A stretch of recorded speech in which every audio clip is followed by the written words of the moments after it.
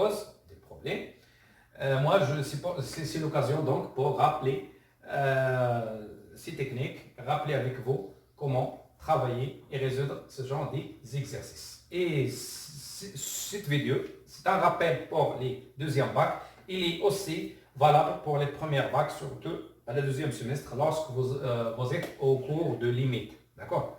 Lorsque vous avez des cours de limite, surtout dans la première année de bac, c'est une vidéo qui est très importante pour vous. D'accord? Donc ça, concerne le rappel des prérequis pour avancer un nouveau cours, qui est la continuité du deuxième bac. Il est important dans le cours de limite. Dans les limites, calcul des limites, d'accord? Limites ou bien calcul des limites. Calcul des limites, voilà. C'est un cours, calcul des limites, voilà. Donc cette vidéo aujourd'hui, elle est très importante dans cette leçon. C'est bien. Cette leçon, elle est importante pour les deuxièmes bacs et les premières bacs. Toutes les premières bacs, sciences. Toutes les premières bacs, sciences. Soit sciences techniques ou bien sciences. SVT, PC, ainsi de suite. STM, STF. Bon. Voilà la quatrième limite. Maintenant, je passe à la cinquième limite. Notre type. Pour rappeler avec vous les techniques de calcul des limites. Parce que le calcul des limites, le cours de continuité est basé sur les limites. Le deuxième cours, c'est-à-dire le cours suivant, dans la première bac et dans la deuxième bac, qui est l'étude de fonction, il est basé sur les limites. Donc les limites, c'est très important. C'est un cours qui est très important. C'est pour cela que j'ai essayé de faire ce rappel et cette vidéo pour savoir les techniques de calcul des limites. D'accord? Ne pas oublier cette vidéo. Il faut le répéter beaucoup de fois et il faut travailler bien ça. Contacter à machine, faire j'aime, subscribe et faire le jaras pour savoir plus de nouveaux. D'accord? Merci. Et merci. Bien. On passe à un autre exemple. Parfois différent de ça. D'accord? Je trouve, oui. Là, par exemple, notre limite, cinquièmement, une petite limite. Par exemple, 2x moins la racine de x. X tend vers moins l'infini. D'accord? Je calcule la limite de ça. Moins l'infini, c'est moins l'infini. Limite de ça, moins l'infini. Je calcule la limite de l'intérieur aussi. Moins l'infini, non, attention. Donc, je peux pas trop. Pour rester la question. Pour laisser la question au moins l'infini. Limite de ça au moins l'infini. C'est quoi? C'est moins l'infini. Limite de ça au moins l'infini. L'intérieur plus l'infini. La racine, c'est plus l'infini. Donc, limite de ça, c'est plus l'infini. Limite de ça, c'est moins l'infini. Il y a un moins entre eux. Donc, moins l'infini. Moins plus, c'est plus moins l'infini. Donc, égal, moins l'infini. Moins plus l'infini, c'est plus moins l'infini. Parce que moins fois plus, c'est égal plus fois moins. D'accord? Donc, égal moins l'infini, moins plus l'infini, c'est plus moins l'infini. C'est la même chose. Donc, égal moins l'infini comme résultat. Donc, il n'y a pas de forme indéterminée ici. 6. Je laisse même exemple. Je laisse même exemple. Limite 2x moins la racine de x au carré. Mais en plus l'infini. Maintenant, je trouve comme résultat limite de ça en plus l'infini, c'est plus l'infini. Limite de ça en plus l'infini, c'est plus l'infini. On sait que plus l'infini moins plus l'infini, c'est une forme indéterminée. C'est une forme indéterminée. D'accord? C'est une forme indéterminée. Comment éliminer cette forme indéterminée? D'accord? Donc, on voit que, comme rappel, on sait que la racine de x au carré égale la valeur absolue de x. C'est bien. Et si x tend vers plus l'infini, ça c'est égal x. Si x il est positif, ça c'est égal x. Si x négatif, ça c'est égal moins x. Donc, ici x tend vers plus l'infini, c'est-à-dire positif. Donc, la valeur absolue de x égale x. Bien.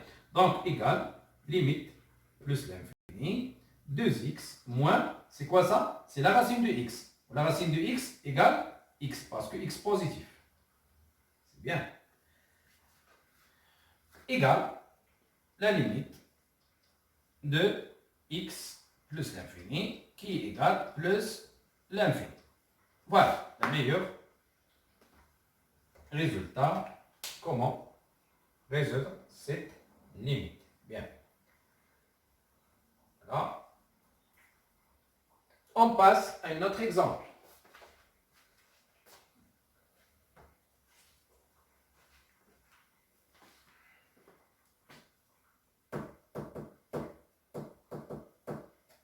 Bien.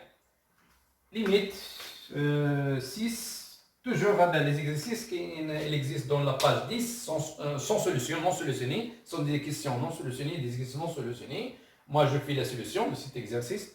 Voilà. Ou bien de ces questions. Il y a la quatrième question. Quatrième question. Il y a 6 limites. Je choisis par exemple la deuxième limite. La deuxième question, donc 4. La deuxième limite, donc 4, c'est la limite de x moins.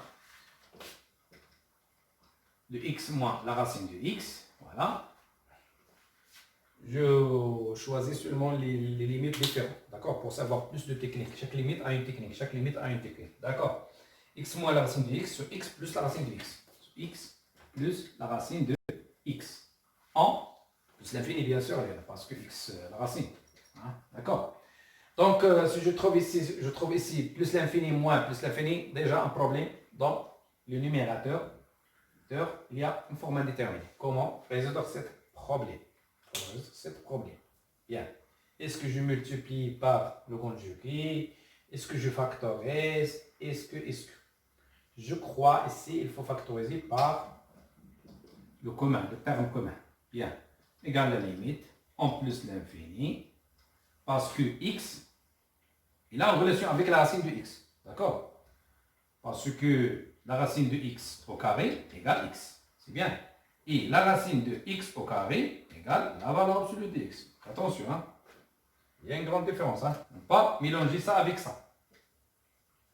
Bien. On fait ça seulement si x positif. Mais ça, quel que soit x appartient à R. Ça, c'est quel que soit x appartient à R. Ça, quel que soit x appartient à R plus. C'est pas R. Hein?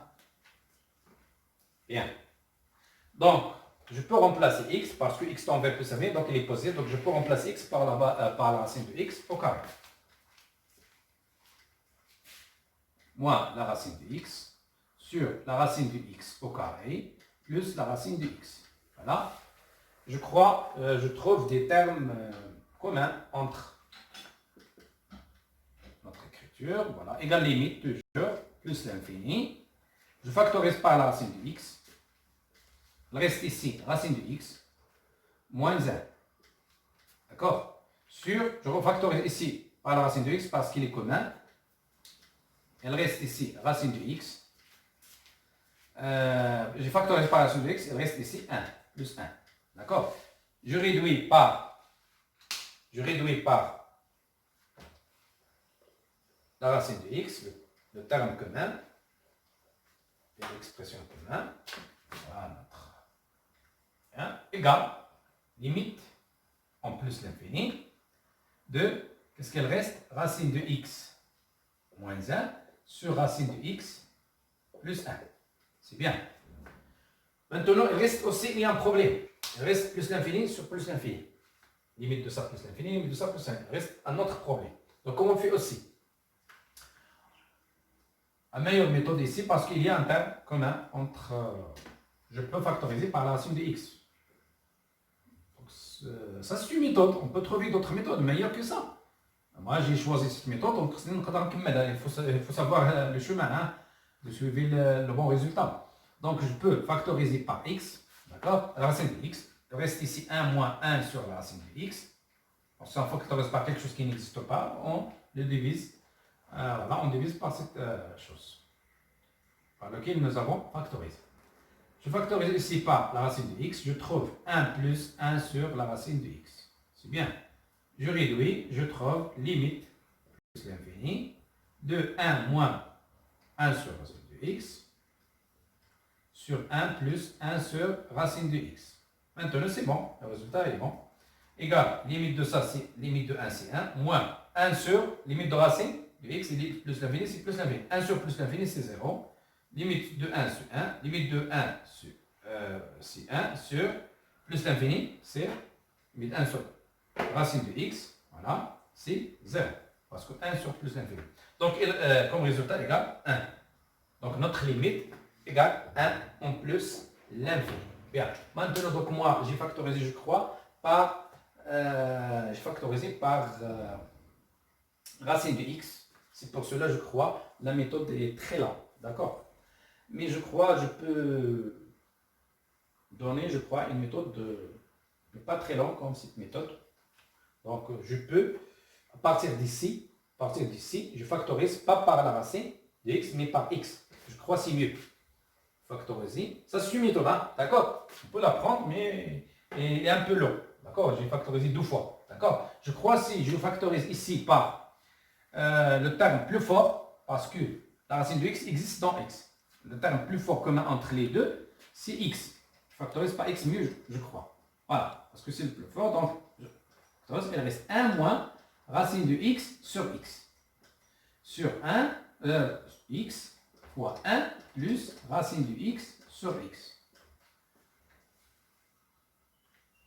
Je réduis, je trouve limite en plus l'infini. D'accord? 1 moins racine de x sur x. Je factorise par la racine de x. Qu'est-ce qu'il reste? 1 sur racine de x. Ici, x plus x, il est disparu. Il reste 1 plus racine de x sur x. Je factorise par racine de x parce que x c'est racine de x au carré. Donc je factorise par racine de x qui est commun entre ça et ça. Donc il reste 1 sur racine de x.